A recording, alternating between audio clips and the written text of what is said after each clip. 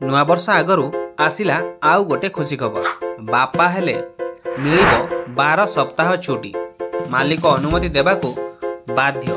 जानिबा संपूर्ण खबर ता सहित वीडियो को लाइक एवं चैनल को सब्सक्राइब करनथिले एबे ही सब्सक्राइब करी पाखरा आसुथिबा घंटी चिन्ह को दबाई दियंतु। माँ हेबा परे मातृत्व छुट्टी बा मैटरनिटी लीव बाबद आपण शुणिथिबे किंबा पढ़िथिबे मध्य, किंतु केबे शुणिचंती कि पैटर्निटी लीव मध्य दिया जाए।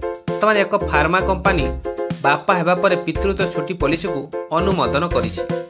ता सहित लीव समय रे बापा को संपूर्ण 12 सप्ताह छुट्टी दिया जिवो। एही खबर सुनिया परे पुरुष कर्मचारी मध्य रे खुशीर लहर खेली जाइछि। ता सहित जने कर्मचारी बापा हेबार 2 वर्ष मध्य रे पितृत्व छुट्टीर लाभ पाई परिबे। केवल एतिक नुहे, कंपनी एथिपाई किछि नियम मध्य करिछि। सूचना अनुसार वर्तमान पर्यंत पुरुष माने एभली कोनोसी छुट्टी नेबा को किछि व्यवस्था नाही। बापा हेबा परे ताकर अनेक दायित्व मध्य बढ़ी जाय। कुआ जाउछि एही पॉलिसी कंपनी द्वारा जनवरी 1, 2023 रे योजना करिथिला, जहा वर्तमान कार्यकारी होइछि। केवल एतिक नुहे, जदि जने कर्मचारी संतान अडॉप्ट करंती तेबे सेमानंकु पितृत्व छुट्टी रे मध्य सुविधा दिया जिवो।